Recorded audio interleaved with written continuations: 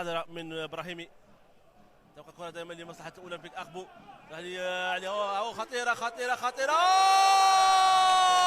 هدف اول اهداف المباراة لمصلحة فريق اولمبيك اخبو من امضاء محمد امين غربي، اللاعب الذي دخل منذ قليل يفتتح مجال التهديف في ثاني كرة يلمسها محمد امين غربي. اذا يفتتح مجال التهديف لمصلحة اولمبيك اخبو بعد مرور 64 دقيقة لعب. اذا تتغير النتيجة، اولمبيك اخبو هدف، مستقبل شباب ارسيو 0.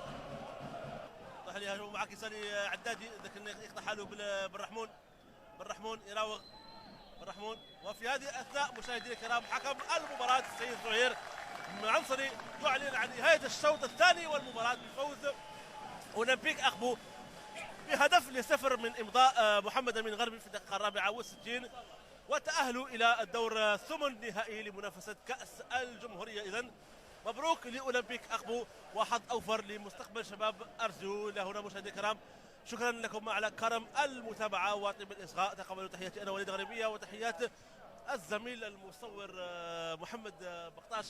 موعدي معكم يتجدد في مواعيد اخرى بحول الله. الى ذلك الحين دمتم في رعايه الله وحفظه.